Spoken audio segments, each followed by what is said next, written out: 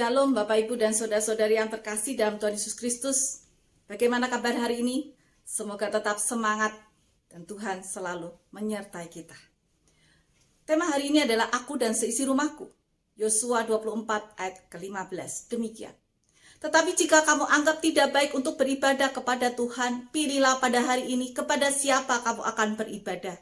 Allah yang kepadanya nenek moyangmu beribadah di seberang sungai Efrat, atau Allah orang Amori yang negerinya kamu diami ini.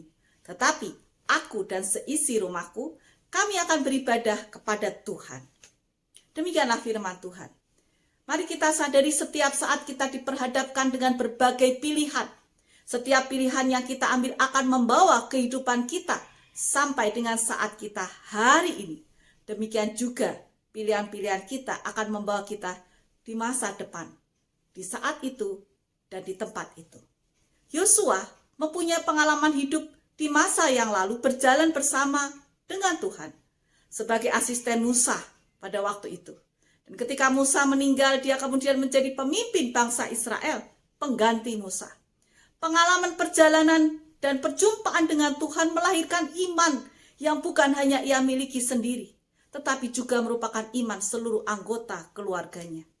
Pilihan yang tidak mudah, tetapi juga pilihan yang harus ia ambil. Pilihan yang mungkin justru membuat ia dikucilkan. Pilihan yang mungkin tidak menguntungkan secara ekonomi. Pilihan yang berisiko, tetapi pilihan itulah yang dipegang teguh oleh Yosua. Ketika Yosua mengucapkan kalimat itu, Yosua sadar kepemimpinannya pada saat itu akan segera berakhir.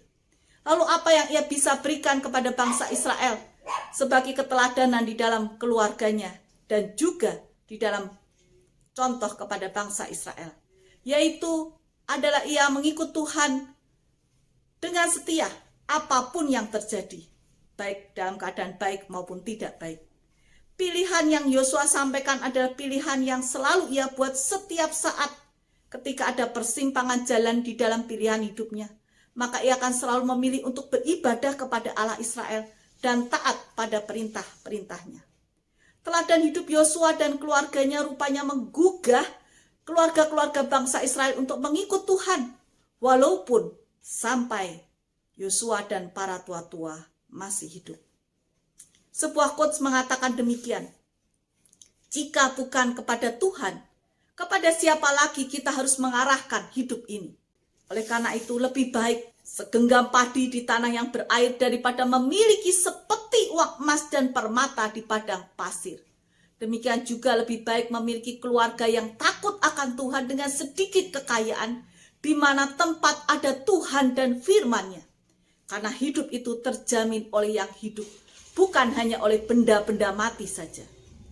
Keluarga kita adalah anugerah Tuhan yang Tuhan telah berikan kepada kita. Mari kita sadari, kita bukan orang-orang yang sempurna. Kita adalah orang-orang yang terbatas, yang sangat bisa melukai satu sama lain.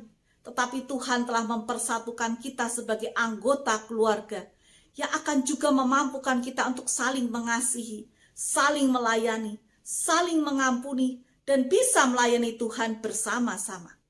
Bagaimana kita bisa melayani Tuhan di dalam keluarga dan ketika keluar dari rumah kita, yaitu ketika kita punya kebiasaan untuk berdoa bersama, merenungkan firman Tuhan, mohon pimpinannya di dalam setiap langkah hidup kita, sehingga sekali lagi kita bisa melakukannya. Orang tua memberikan teladan bagaimana ia bisa melayani Tuhan, dia beribadah kepada Tuhan dengan setia. Saya membagikan sedikit pengalaman saya bahwa ketika saya masih kecil, saya teringat akan pengalaman emak saya itu punya satu kebiasaan, dia mengajak seluruh anggota keluarga untuk berdoa bersama. Dan itu dilakukan setiap jam 9 malam. Berdoa bersama, membaca firman Tuhan. Saat itu saya masih ingat renungan yang dipakai adalah renungan saat teduh. Bukunya masih kecil waktu itu. Dan saya sebagai cucu yang paling kecil, yang paling nakal, dan paling sering juga diomeli. Tetapi siapa tahu jalan hidup seseorang. Ternyata si nonik yang kecil itu di kemudian hari Tuhan panggil jadi hambanya. Tuhan menuntun saya untuk menjadi hambanya. Tidak ada yang tahu apa yang akan terjadi di masa depan. Demikian juga dengan komitmen Yosua dan keluarga untuk mengikut Tuhan adalah sebuah pilihan yang terbaik. Sebuah batu hidup, sebuah benang merah yang tetap terus terjalin. Meskipun ada masa di mana bangsa Israel meninggalkan, tapi ia kemudian ingat kembali akan teladan keluarga Yosua dan kembali kepada Tuhan. Oleh karena itu, sekali lagi, mari kita menguatkan iman kita untuk kita bisa berkata seperti Yosua, aku dan seisi rumahku akan beribadah dan mengikut Tuhan dengan setia. Tuhan menolong kita. Amin.